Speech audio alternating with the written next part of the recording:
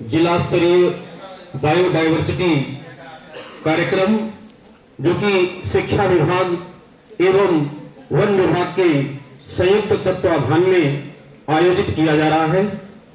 मंचासीन SDO forest विभाग त्रिपाठी जी एवं सोनवानी जी, इस कार्यक्रम को मूर्त रूप देने वाले हमारे सम्माननीय फाउंडेशन एवं इस कार्यक्रम में उपस्थित विभिन्न विद्यालयों के सम्माननीय प्राचार्यगण, नोडल अधिकारी एवं बच्चे एवं छात्राएं, मैं आप सभी का इस मंच से हार्दिक स्वागत, वंदन एवं अभिनंदन करता हूं।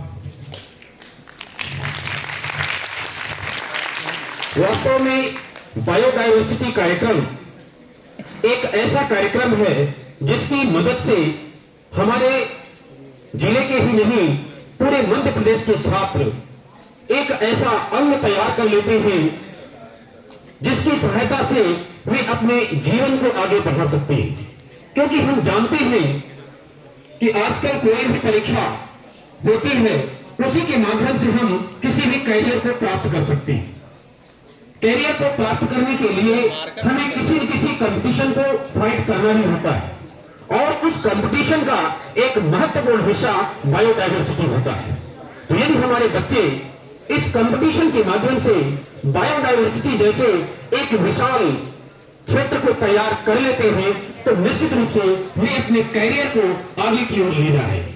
जरूरी नहीं है कि भाई हमारे यहाँ पर जिले की कम से कम 100 से ज्यादा टीमें आएंगी तो उनमें से 3 ही प्रथम, द्वितीय और तृतीय स्थान पर आएंगी, लेकिन जो अन्य टीमें हैं उन्होंने जो अपना योगदान बायोडायवर्सिटी में दिया है उनका योगदान खाली नहीं जाएगा।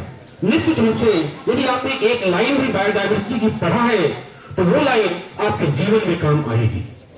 इसलिए हम सभी यहाँ पर उपस्थित विद्यार्थियों से अनुरोध करना चाहेंगे कि इसके बाद भी आपको यदि बायोडायवर्सिटी में यहाँ पर आपको प्रथम, द्वितीय या तृतीय स्थान नहीं भी मिला, फिर भी आप इस क्षेत्र में लगे रहें। जो भी आपने योगदान दिया है, जो भी आपने पढ़ा है, वह आपकी जिंदगी में काम आएगा। आपको हतोत्साहित होने की जरूरत नहीं है। वास्तव में बायोडायवर्सिटी जैसा कि नाम है जैव विविधता, यानी विभिन्न प्रकार के जीवों से संबंधित एक ऐसा क्षेत्र जिसमें ऐसे भी जीव आते हैं जो हमारी आंखों से दिखाई नहीं देते। जितने भी जीव आप भारत में, विश्व में देख पाते हैं या नहीं देख पाते हैं, वे सब हमारे बायोडायवर्सिटी का हिस्सा होते हैं। और बायोडायवर्सिटी के अंतर्गत विभिन्न प्रकार की वनस्पतियां, विभिन्न प्रकार के पेड़, विभिन्न प्रकार के जीव, यहां तक कि राष्ट्रीय उद्यान, अभयारण्य, ये सब इसका क्षेत्र होता है। आप सभी पढ़े हैं, आप सब जानते हैं। हमारा उद्देश्य है केवल पढ़ करके इसको परीक्षा में लिख लेना, यही तक इसका उद्देश्य सीमित नहीं है। बायोडायवर्सिटी का मेन टारगेट है कि भाई हम इसके माध्यम से उन सभी जानवरों को, उन सभी वनस्पतियों को, उन सभी जीवों को जान पाते हैं जो हमारे भारत में, हमारे विश्व में, हमारे जिले में उपस्थित है। अब हमारा दायित्व बनता है कि उनका संरक्षण कैसे किया जाए।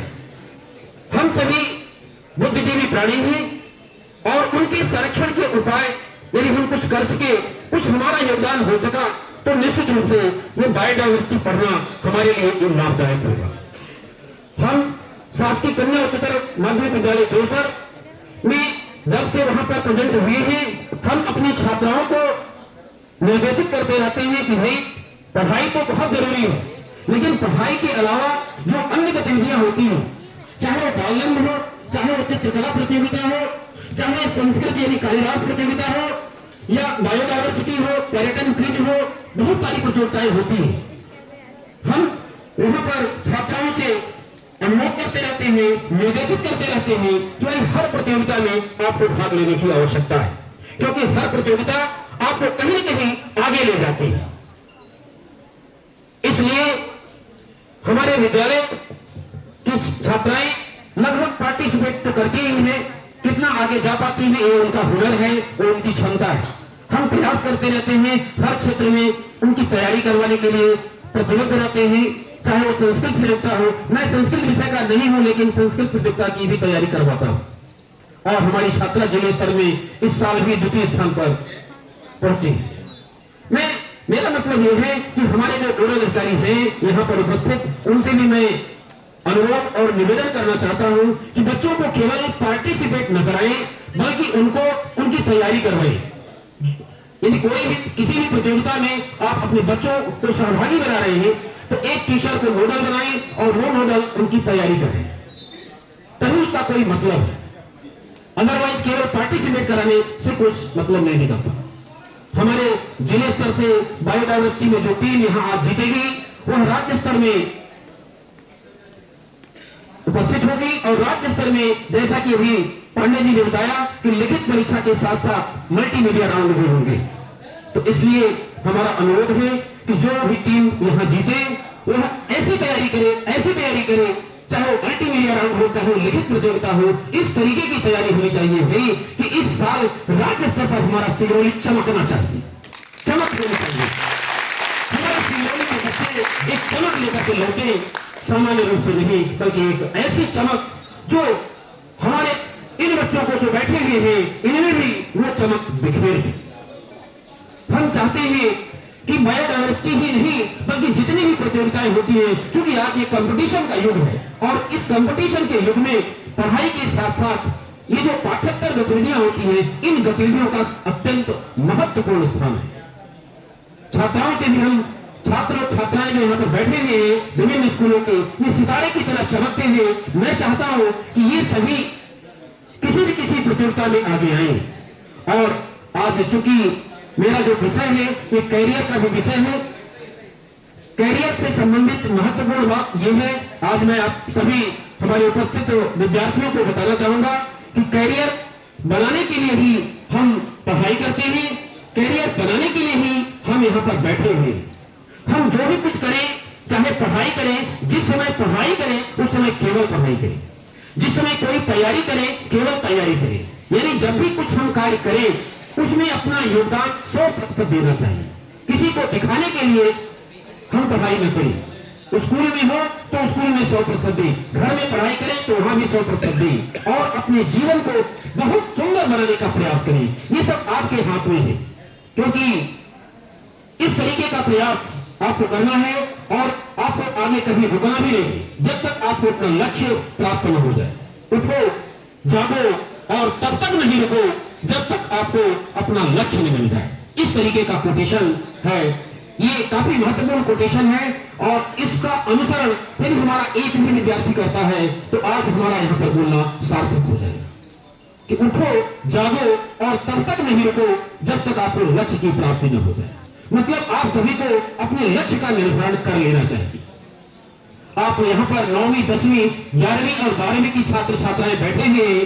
मैं चाहता हूं कि सभी विद्यार्थियों का एक अपना लक्ष्य, एक अपना गोल होना चाहिए और उस गोल को प्राप्त करने के लिए चाहे जो करना पड़े वो आपको करना चाहिए।